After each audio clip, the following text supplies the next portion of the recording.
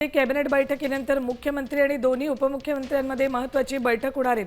निवडणुकांच्या पार्श्वभूमीवर बैठक सुरू आहे। कॅबिनेटनंतर मुख्यमंत्री आणि दोन्ही उपमुख्यमंत्र्यांमध्ये महत्त्वाची बैठक सुरू आहे। या बैठकीमध्ये निवडणुकांच्या पार्श्वभूमीवर महत्त्वाची चर्चा सुरू असणार आहे आणि त्यातही सगळ्यात महत्त्वाचा मुद्दा असेल तो म्हणजे माणिकराव कोकाटे।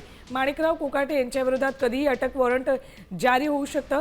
त्याच पार्श्वभूमीवर माणिकराव कोकाटे यांची खाती आता कुणाला द्यायची या संदर्भात या तिघांमध्ये चर्चा होण्याची शक्यता आहे। काही अपडेट्स घेऊयात आमचे प्रतिनिधी गणेश कवडे यांच्याकडून। गणेश, या बैठकीतले मुख्य मुद्दे स्वाभाविक आहे, माणिकराव कोकाटेंविषयी सुद्धा चर्चा होणार।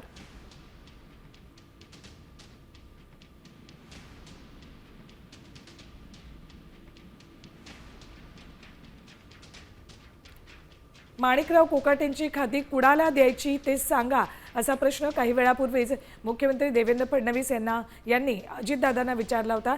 त्याच पार्श्वभूमीवर आता कॅबिनेट बैठकीनंतर ही महत्त्वाची बैठक दोन्ही उपमुख्यमंत्री आणि मुख्यमंत्री या तिघांमध्ये सुरू झालेली आहे। या बैठकीत माणिकराव कोकाटे हाच महत्त्वाचा मुद्दा चर्चेला असेल। कोकाटेंकडे असणारं क्रीडा खातं हे कुणाला द्यायचं याविषयी चर्चा या तिघांमध्ये होणार आहे। या संदर्भातले अपडेट्स आपण आमच्या प्रतिनिधींकडून घेऊयात। गणेश, माणिकराव कोकाटे हाच एक महत्त्वाचा मुद्दा या तिघांमधल्या बैठकीत चर्चेला असेल।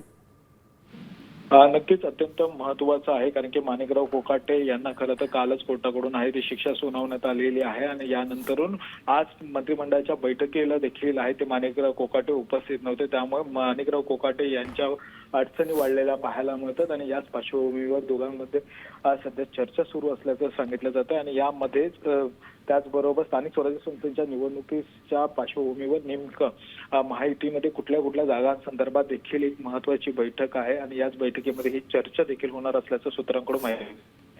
धन्यवाद गणेश संपूर्ण माहितीसाठी। तर माणिकराव कोकाटेंना आता कुठल्याही क्षणी अटक होण्याची शक्यता आहे। निवडणुकांच्या तोंडावर राज्य सरकारमधल्या एका मंत्र्याला अटक होणं हे निश्चितच राज्य सरकारसाठी सुद्धा तितकंसं योग्य नाहीये। त्यामुळेच आता या मंत्र्याची खाती कुणाकडे द्यायची ते सांगा असा प्रश्न मुख्यमंत्री देवेंद्र फडणवीस यांनी उपमुख्यमंत्री अजित पवार यांना विचारलाय।